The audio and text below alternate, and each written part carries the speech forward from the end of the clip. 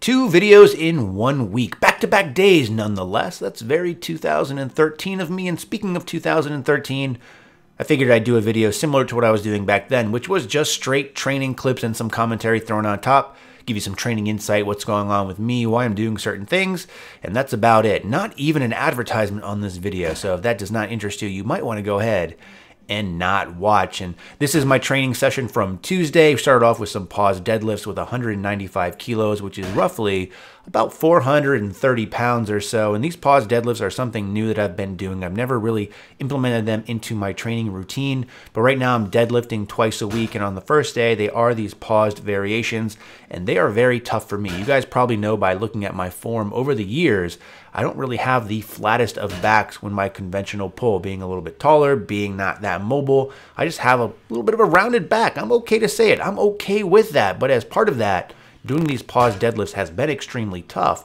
because right where I pause really puts some stress on my lower back. So this has really forced me to try to ensure that my back is as straight as it can be for myself. But I will say I have really been enjoying these. They've been a little bit interesting because I've always struggled getting it up off the floor. And that being said, I exert the most effort to break the floor itself, and having to pause right off of it and slow that momentum has been very interesting. But like I said, I'm really hoping that this is going to translate well over to my other lift. I feel like I am very strong in these positions, trying to work the weight up a little bit each week. Now for this particular session, it was supposed to be an RPE of 7. I think I hit that pretty on point. In fact, it might have been even a little bit lighter, as these seem to move really well. And even though some of these angles are a little bit weird, you can see that I'm definitely taking my time between each rep, really making sure that I get a belly full of air, because as I've already stated, this puts a lot of stress potentially on my lower back. So from there, moved on to bench press, top set of 110 kilos or 243 pounds for a set of 6, followed by 3 back off sets with a little bit less weight. And right now I'm actually benching 4 times a week. And the biggest reason behind this is I just didn't really respond well last training cycle, benching a little bit less frequently, as well as playing with a wider grip overall and really trying to arch my back more. My bench press just didn't really respond well. So mixing things up here, and today what we're doing is actually using more of a moderate grip. So my pinkies in this case are on the rings. We're going to see if this goes a little bit better. Again, as I mentioned last video, I'm not really focusing too much on arching that hard. One of the other changes that I've made is not worrying about pausing every single rep of every single set. Instead, what I'll do here and there is throw in a pause on the last rep, or in some instances, I do have a specific day where I just work on paused bench, and it's been feeling pretty good overall. So bench has been feeling a lot better than it has in the past, and I'm hoping this increased frequency will pay off dividends when it comes to test out time. And speaking of paying off dividends, I don't know what it is about this angle, but my quads look huge. It's probably because they're not very much in focus, and maybe you can also kind of see that little bulge going on in my pantalones. So things are definitely going in the right direction. So the bench portion of the day actually went really well. I was really happy with that. From there, moved on to some more deadlift work, in this case, block pulls.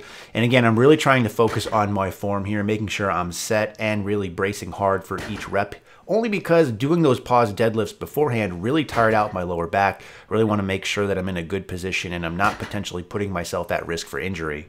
One of the things I also want to take a little bit of time to talk about is this West Side power bar I've been using from Rogue. This is the 1.0 version. There is since a new version that came out. However, it is a very stiff bar, but also has very aggressive knurling, which can be good and bad. It's good because I literally have not had to use chalk since I've bought this bar, but at the same time, it tends to really make my hands pretty beat up after a full day of training, especially considering that I'm squatting, benching, deadlifting, and pretty much doing any kind of movement with this bar itself. So these block pulls were prescribed at an RP of 8. I would probably rate them underneath that watching these clips back. The bar seems to be moving very well, and I'm very pleased with that because traditionally speaking, I have always been bad at block pulls. I just haven't really been able to move that much weight.